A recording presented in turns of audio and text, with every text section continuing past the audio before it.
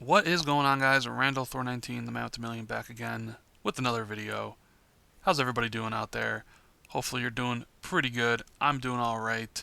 This is going to be a Rand's rant or Rand's rumination. Haven't decided which one of those I like. I also heard a rant al Thor. I kind of like that as well. This news hit yesterday about Microsoft downsizing their booth at E3 this year. So I have the image up so you guys can take a look at. Normally, Microsoft is in the West Hall next to Sony. This year, they have opted for a smaller booth size, almost by 55%. And they're in the West Hall. As you can see, they're right next to Activision Publishing and right next to Ubisoft. And my initial thought when I first saw this, I was just kind of like, not. I don't really think that's a big deal. But I know how people on the internet are. I know how people on Twitter are. I know how people on NeoGAF are. I knew as soon as this hit, people were gonna be like, it means that Microsoft has no games. And I don't really look. They have games, right? And if you've been to E3, if you were at E3 last year, you know that the majority of Microsoft's booth is a bunch of third-party and indie games, right? Yeah, they had a thing section off for Forza Horizon 3. Gears of War was in a theater. You couldn't even play that. That was sectioned off. But the rest of it made up of third-party games, like Ubisoft's games, a bunch of indies.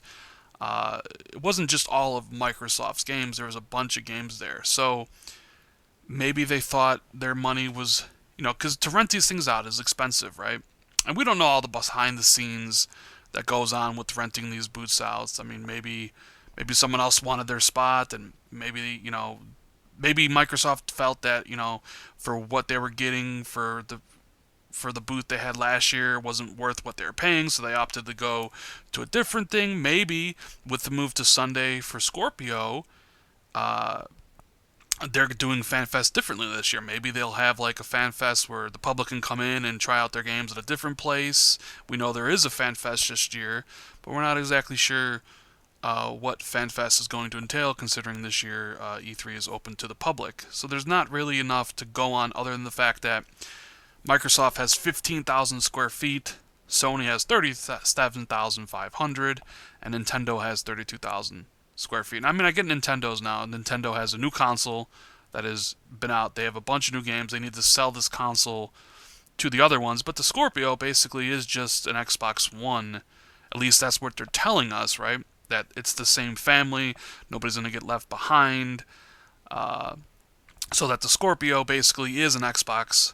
And to be honest, all they really need to do for the most part is have a really good sizzle reel with like all the third-party games and just say all these games are native 4K to sell people on the system. Is of course the price is important as well, but I don't think this is a big deal. That was my first thought when I saw it, and of course I knew a lot of people would blow this out of proportion. I see a lot of PlayStation fans saying on Twitter, obviously, that this is Microsoft's throwing in the towel. It's done. Microsoft's officially given up. They got nothing to show. Absolutely nothing to show.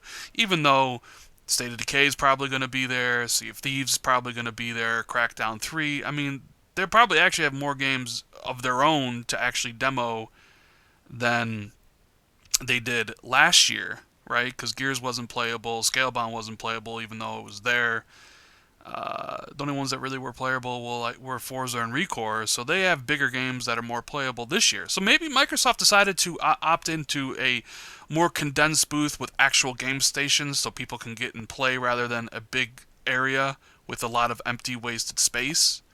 You guys, if you've been to E3 last year, you know what I'm talking about with the empty, wasted space, because there's a lot of space there. So I don't know. I don't know. The reasoning for this. There could be thousands of reasons. Money probably is a main factor. It is expensive to put on these shows at E3. Really expensive. Maybe Microsoft is doing something different like EA. Maybe they have some FanFest thing, like I mentioned, going on, that they would do, because we don't know the exact details of that. But my initial thought is this doesn't really mean anything, at least yet, right? At least yet. It doesn't mean anything yet. I know people blow out of proportion, but there's not enough information to go on to say this means this is this is the proof in the pudding that Microsoft has absolutely nothing to show, right? Like that doesn't, people will run with that narrative because that's what people do, and that's what console warriors do, is they run with the narrative that they like. And the narrative now is Xbox doesn't have any games. So they'll take this as proof of their, confirmation bias, so to speak, and they'll run this into the ground. Oh, they have Scorpio. They need to sell Scorpio to the people, and if they had games to show, then their booth would be the same as it was last year. So the fact that it's not the same amount as last year goes to show you that they have no games. It's proof. I don't agree with that. I don't think that's true. We don't know the reasons why, and I'm sure some of you people in the comments will be like, you're just damage controlling for Microsoft. And me damage control for Microsoft? I don't damage control for anybody. This is just, like I said, this is my unfiltered first impressions when I saw the news. I'm giving it to you. I didn't think it was that big of a deal. I'm sure other people think it is for whatever reason, but like I said, those people might have an agenda, and you have to always look out for that when digesting the news, right? What is this person's agenda? What are they trying to push? Do they have something that they're trying, like I said, do they have a ulterior motive? You guys always got to be cognizant of those things. But for right now, at this very moment, there's not enough information to say one way or another that Microsoft has no games or whatever. We need more information on it. I just thought I'd give my opinion on this. So that's the video, guys. I got a lot of Rand's Indie Spotlights coming this week, a lot of indie games to show off for you guys. More opinion pieces, more Rand's Rants coming.